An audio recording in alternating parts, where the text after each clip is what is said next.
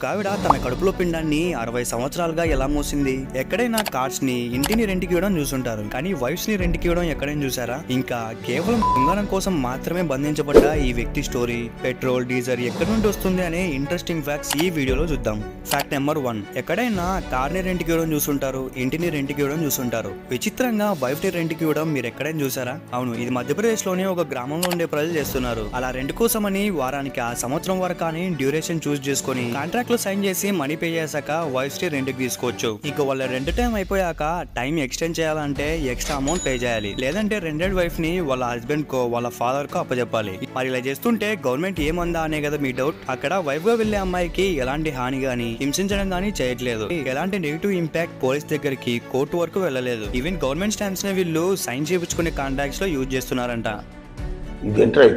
తర్వాత fact number 2, ఒక మనిషి చనిపోయాక చెట్టులో మారడం మీరు ఎక్కడైనా చూసారా?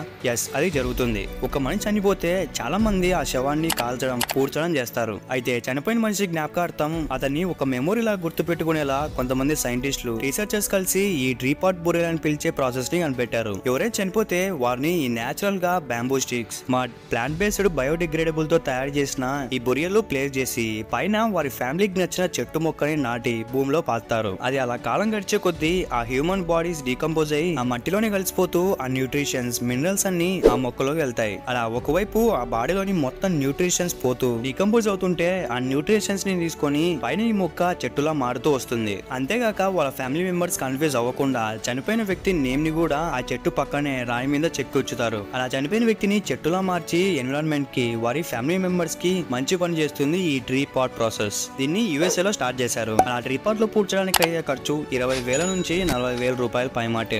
నెక్స్ట్ ఫ్యాక్ట్ నెంబర్ 3, ఒక 2-3 గంటలు వర్షం పడితేనే రోడ్స్ మీదకి వాటర్ వచ్చేసి అల్లకల్లోలం అయిపోతుంది కదా. అయితే ఆగకుండా ఒక సంవత్సరం మొత్తం వర్షం పడితే మన పరిస్థితి ఏంటో తెలుసా? వర్షం పడుతున్న 1 గంట 2 గంటలకే రోడ్స్ మీదకి వర్షం నీళ్ళు వచ్చేస్తాయి.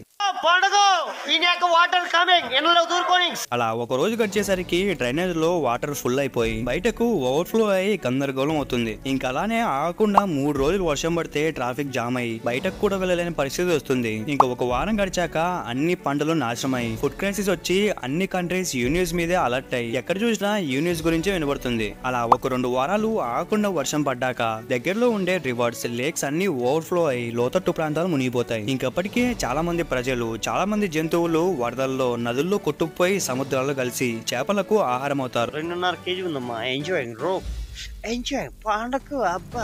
అలా ఒక నెల మొత్తం ఆగకుండా వర్షం పడితే సీ లెవెల్ ఇంక్రీజ్ అయ్యి కోస్టల్ ఏరియాస్, ఐలాండ్ దేశాలు అన్ని మునిగిపోతాయి. ఇంకా 2 నెలలు గడిచేసరికి సీ లెవెల్ కు ఎత్తులో ఉండే ప్రాంతాల ప్రజలు మాత్రమే బతికి బయటపడతారు. మిగతా కిందుండే ప్రజలు, జంతువులు అందరూ చనిపోతారు. ఇంకా చెట్లు, అడవులు, దేశాలు, టౌన్స్, సిటీస్ అన్ని సముద్రంలో కలిసిపోతాయి. అలా 3 నెలలు గడిచేసరికి మన భూమి మీద 90% ప్రజలు అంతరించిపోతారు. ఆ మిగిలిన 10% మంది ప్రజలు కూడా ఆహారం దొరక్క నరకం చూస్తూ ఇంకో నెలకి వాళ్ళు కూడా చనిపోతారు. అలా మొత్తం 4 నెలలు గడిచేసరికి భూమి మీద ల్యాండ్ అనేది ఉండదు. మొత్తం సముద్రంలో కలిసిపోయి ఫుల్ వాటర్ ప్లానెట్ గా ఎత్తు మారుతుంది. ఇంకా చేపలు, షార్క్స్, వేల్స్ లాంటి సముద్రంలో ఉండే జీవులకు మనుషుల నుంచి వేటాడబడే ప్రాబ్లం ఉండదు కాబట్టి వాటి పాపులేషన్ పెరుగుతుంది. ఇంకా కొన్ని వందల సంవత్సరాలకు వాటి డిఎన్ఏనే మెల్లమెల్లగా డెవలప్ అయ్యి కొత్త రకాల క్రియేచర్స్ పుట్టుకొస్తాయి. నెక్స్ట్ ఫ్యాక్ట్ నెంబర్ 4, మనం రోజు వాడే బైక్స్, కార్స్ కి పెట్రోల్, డీజిల్ కొట్టిస్తాం కదా, అది ఎక్కడి నుంచి వస్తుందో, ఎలా తయారవుతుందో తెలుసా? ఇప్పుడు మనం వాడే plastic, petrol, diesel, grease, LPG gas ఇంకా చాలా రకాల ప్రొడక్ట్స్ ఈ క్రూడ్ ఆయిల్ అని పిలిచే బ్లాక్ కలర్ ఆయిల్ నుంచే తయారవుతాయి. కొన్ని కోట్ల సంవత్సరాల క్రితం జీవించిన డైనోసార్స్, ట్రీస్, సముద్ర జీవులు, ఆల్గేస్ లాంటి కార్బన్ క్రియేచర్స్ చనిపోయాక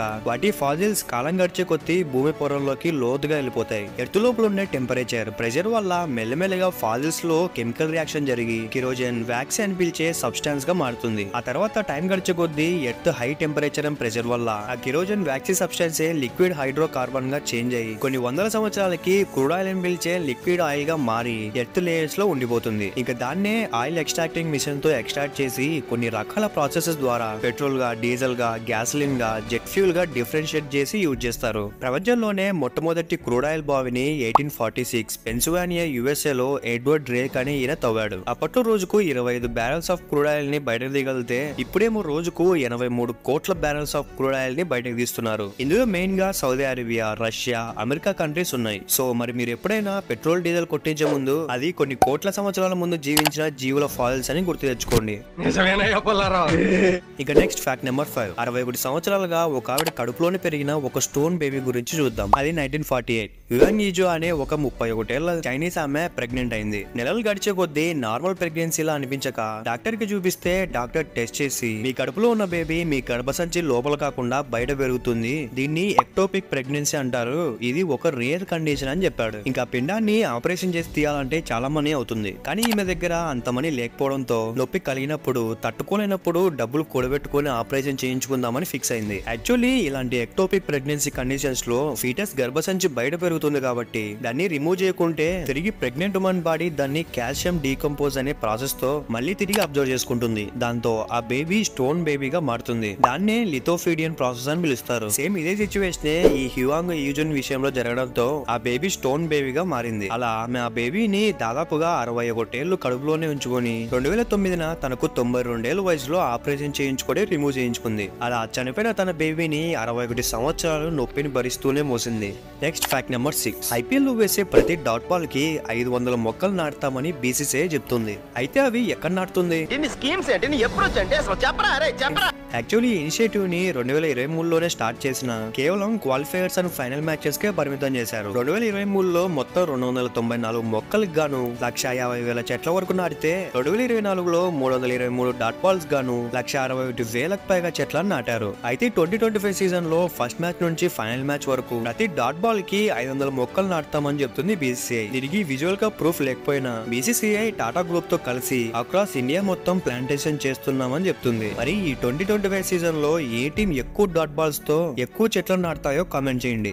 ఫ్యాక్ట్ నెంబర్ 7. మీకు తెలుసా మన బ్రెయిన్ ఎంత పవర్ఫుల్ అంటే మన బ్రెయిన్ ని కేవలం 20% మాత్రమే మనం యూజ్ చేస్తున్నాం. మిగతా 80% బ్రెయిన్ ని అసలు వాడటం లేదు, రెస్ట్ లో ఉంటుందంట. అంటే మన రోజువారీ పనులకు వర్క్ చేయడానికి ఆలోచించడానికి కేవలం మన బ్రెయిన్ కెపాసిటీలో 20% బ్రెయిన్ ని మాత్రమే యూజ్ చేస్తున్నామంట. అయితే ఒకవేళ ఆ మిగతా 80% బ్రెయిన్ ని మనం యూజ్ చేసుకోగలిగితే ఏమవుతుందో తెలుసా? ఆ 80% బ్రెయిన్ ని సూపర్ బ్రెయిన్ అని అంటారు. దానివల్ల మనకు ఒక సూపర్ పవర్ వచ్చిన ఫీలింగ్ వస్తుంది. దాంతో ఏమైనా ఆలోచించాలన్నా, చేయాలన్నా, చదవాలన్నా వెంటనే చేసేస్తాం. ఎంతో కష్టమైన మ్యాథ్ ప్రాబ్లమ్స్ గానీ, రాకెట్ సైన్స్ లాంటి క్లిష్టమైన సబ్జెక్ట్స్ ని కూడా సెకండ్స్ లోనే నేర్చుకోగలం. అంతేగాక ఆ బ్రెయిన్ తో ఎలక్ట్రోమాగ్నెటిక్ ఫీల్డ్స్ ని కూడా కంట్రోల్ చేయొచ్చు. అయితే ఆ మిగతా 80% బ్రెయిన్ ని ఎలా యాక్టివేట్ చేయాలి అనేది ఎవ్వరూ కనిపెట్టలేదు. అండ్ ఈ కాన్సెప్ట్ ని బేస్ చేసుకుని లూసీ అనే నేమ్ తో ఒక హాలీవుడ్ మూవీ కూడా రిలీజ్ అయింది. ఇంట్రెస్ట్ ఉన్న వాళ్ళు చూడండి. Fact number 8. మనం తలనొప్పికో టాబ్లెట్ అని, జలుబుకో టాబ్లెట్ అని, కడుపు నొప్పికో టాబ్లెట్ అని అన్ని రకాల టాబ్లెట్స్ మింగుతూ ఉంటాం కదా. అయితే ఆ టాబ్లెట్స్ కి పర్టికులర్ గా మనకు నొప్పి కలిగే పార్ట్ కి పనిచేయాలని ఎలా తెలుసు? నిజానికి మనం తీసుకునే టాబ్లెట్స్ కి ఏ బాడీ పార్ట్ కి పనిచేయాలి అనే విషయమే తెలీదు. అవి జస్ట్ మనం మింగగానే స్టమక్ లో కరిగిపోయి మన బ్లడ్ లో అబ్జర్వ్ అయిపోతాయి. అయితే మన బాడీలో ఎవ్రీ పార్ట్ కి ఒక యూనిక్ టిష్యూ రిసెప్టర్స్ ఉంటాయి. అంటే ప్రతి బాడీ పార్ట్ కి సెపరేట్ గా ఒక యూనిక్ షేప్ ఉన్న తాళ లాంటి రిసెప్టర్స్ ఉంటాయి అన్నమాట. ఇంకా మనం మింగిన టాబ్లెట్స్ బ్లడ్ లో బాడీ మొత్తం ఫ్లో అవుతూ ఆ టాబ్లెట్స్ కి ఉన్న యూనిక్ కీ లాంటి యాక్సెప్టర్స్ తో బాడీ పార్ట్స్ తో ఉన్న సేమ్ రిసెప్టర్స్ తో లింక్ అవుతాయి. అంటే తలనొప్పికి కేవలం తలనొప్పి టాబ్లెట్స్ కి మాత్రమే ఓపెన్ అయ్యి మెడిసిన్ హెడ్ సెల్స్ లోకి వెళ్తుంది. అలా ఆ బాడీ పార్ట్ కి ఆ టాబ్లెట్స్ మాత్రమే పనిచేస్తాయి.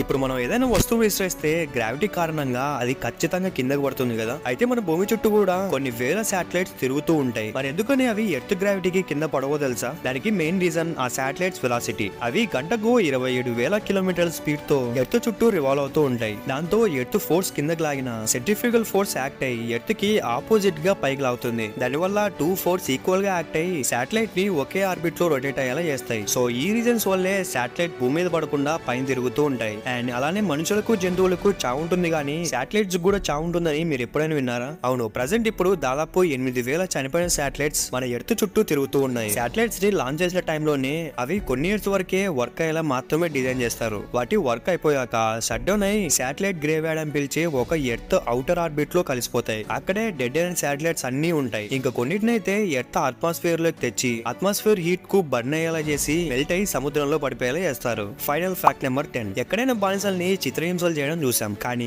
ఈ ఫోటోలు కనిపించే బానిస పని కేవలం అమ్మాయిలతో చేయడమే. ఇతని పేరు పాటాశక. ఇతను ఒక బానిస. ఇతను 7 అడుగుల ఎత్తుతో కన్నలు తిరిగి బాడీ బలంగా ఉండడంతో అక్కడి ఉమెన్స్ ఇతన్ని ఇష్టపడి బందీగా చేశారు. అక్కడి వాళ్ళు నమ్మేది ఏంటంటే ఇతనితో గర్భం దాలిస్తే పుట్టే పిల్లలు కూడా ఎంతో తెలివిగా స్ట్రాంగ్ గా అందంగా పుడతారని అనుకునేవారు. సో దాని వల్ల ఇతన్ని బందీగా చేసి చాలా మంది మహిళలు ఇతనితో ఆటలో పాల్గొనేవారు. కానీ దీంట్లో ఇతన్ని కష్టపెట్టే విషయం ఏంటంటే ఇతను నో అని మాత్రం చెప్పకూడదు. ఎంతసేపు అయినా ఎంత మందితో అయినా చేయాల్సిందే. అలా హిస్టరీ ప్రకారం చూస్తే ఇతను 300 మంది పిల్లలకు తండ్రి అయ్యాడు. అండ్ ప్రజెంట్ ఇప్పుడు కూడా ఆ విలేజ్ లో 50% మంది ఇతని వారసులే ఉంటారంట.